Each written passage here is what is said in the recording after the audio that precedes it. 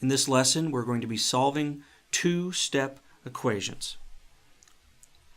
Before we begin, we need to go over some special concepts when solving any type of equation. The first is inverse operations. Inverse operations are those that undo each other when solving equations. Another way to think of inverse operation is the word opposite. The opposite operation to addition is subtraction. The opposite of multiplication is division. And what you'll see as we go on through lessons, the same applies going the other way. The opposite of subtraction is addition, and the opposite of division is multiplication. And then another key term to look at is isolating the variable. To get the variable by itself on one side of the equal sign in an equation. And the key here is by itself. It needs to be all alone on one side of the equal sign. And that's all we're going to need to know to get going, except for one other really important thing, and that's the order of operations.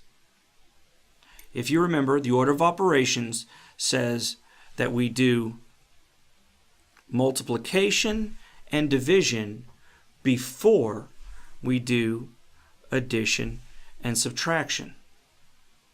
But since we're doing everything backwards as we solve these algebraic equations, that order of operation, or PEMDAS, as you might be calling it in your classroom, needs to also be done in reverse order. So we're going to undo addition and subtraction before we undo multiplication. Even the order in which we do things has to be the opposite. So let's take a look at our first problem. 5x plus 12 equals 62. On the left side of the equal sign, we have two different operations occurring. We have plus 12, which is addition, and we have 5x, which is the multiplication or product of 5 and x. Based on what we were just saying a moment ago, the normal order of operations, if we were doing this forward, is you do multiplication before you do addition. Since we're working backwards, we're going to get rid of addition before we get rid of multiplication.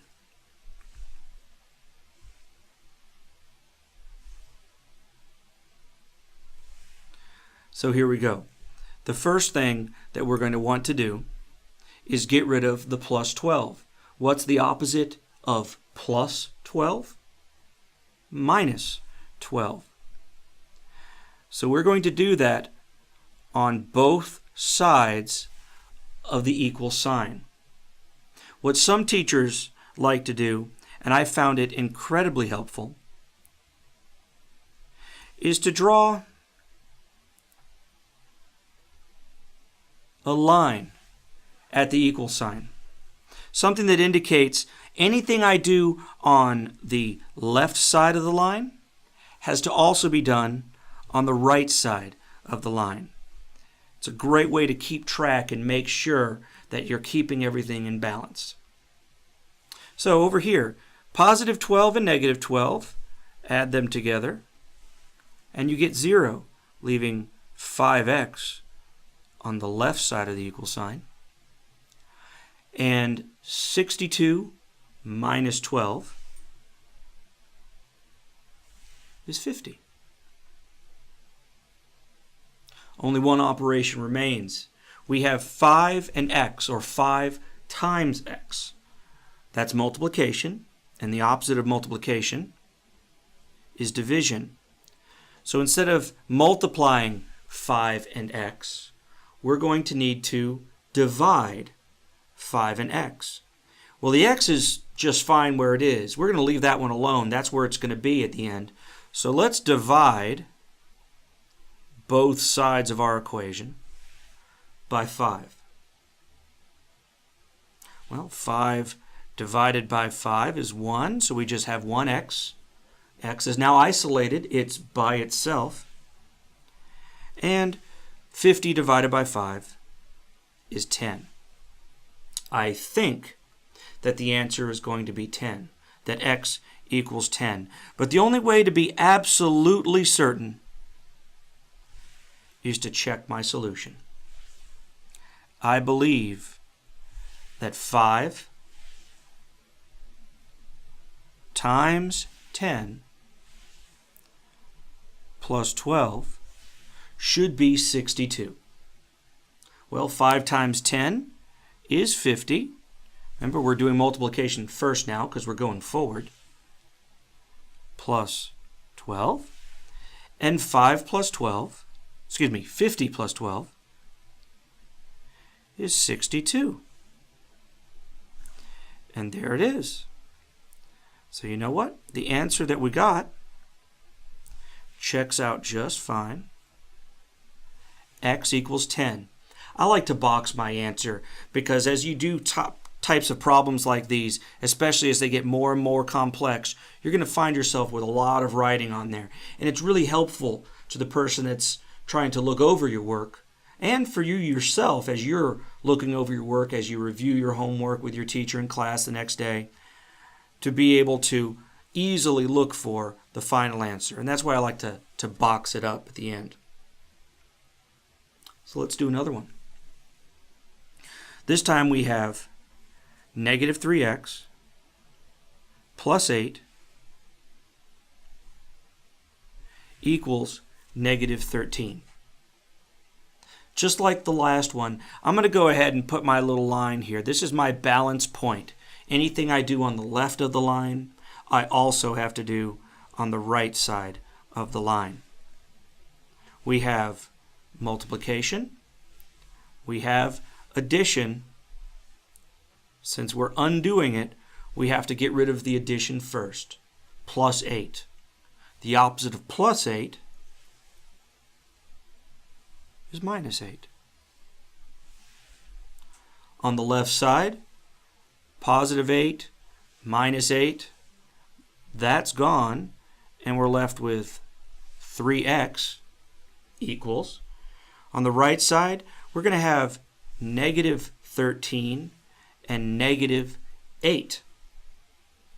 Negative 13 and negative 8, put those together, and you get negative 21.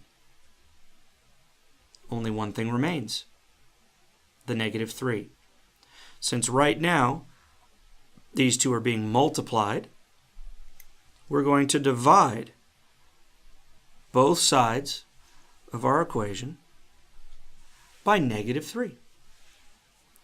X is now by itself and completely isolated. Negative 21 divided by negative 3. Remember that a negative divided by a negative is positive, and 21 divided by 3 is 7. I think that the answer is 7, but the only way to be absolutely certain is going to be for me to check my answer.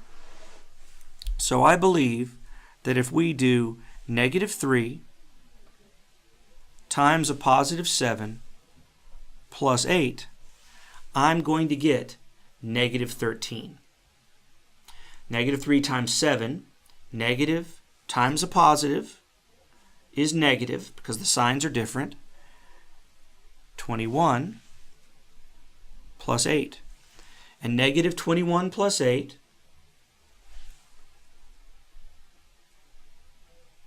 is negative 13.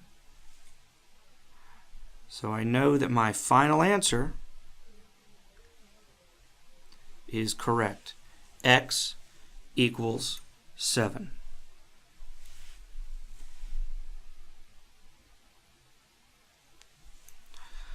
And finally, let's take a look at this last problem.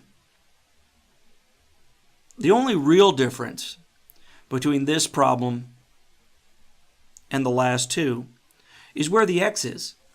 This time, the x is over on the right.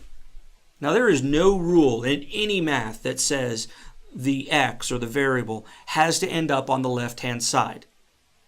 But sometimes it just feels better to be that way. So I'm actually going to do this problem twice with you.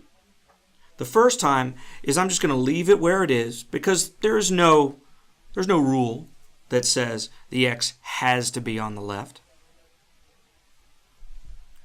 So I'm going to start by doing my line of balance, so that whatever I do on the left side, I'm going to do on the right side.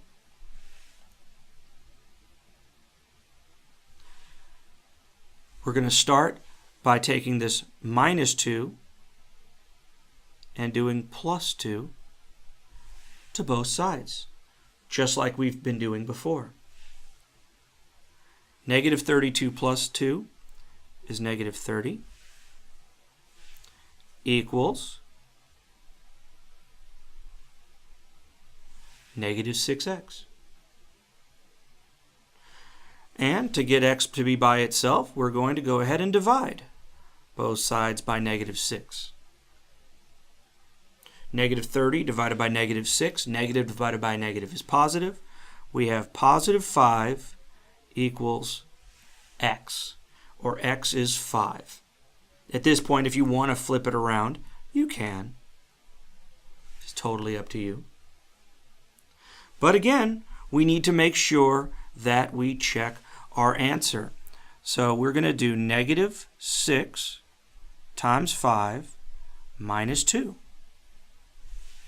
-6 times 5 is -30 minus 2. And -30 minus 2 is -32, which matches.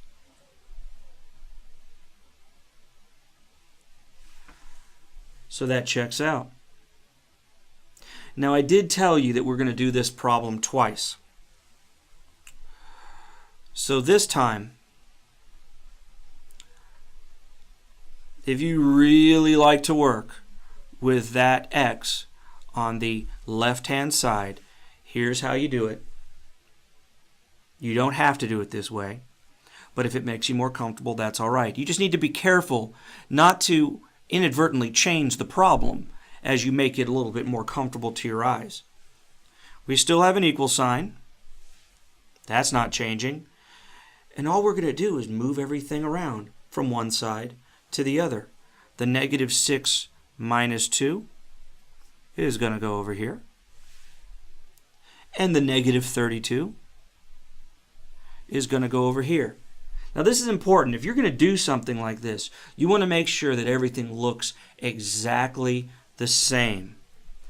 -32, -32. -6x minus 2, -6x minus 2.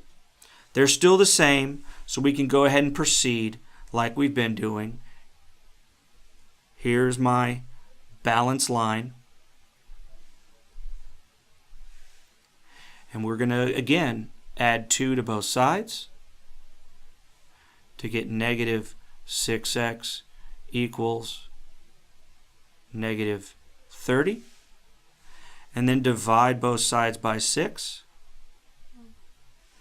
to find that x is still a +5. And we already checked it the first time, so we don't really need to look at that again. But you can see that we did the same thing. We added 2. We divided by -6. It's exactly what we did last time. We just moved the x onto the left side at the beginning of the problem, if that is something that you prefer. But that's going to conclude this lesson on solving two-step algebraic equations.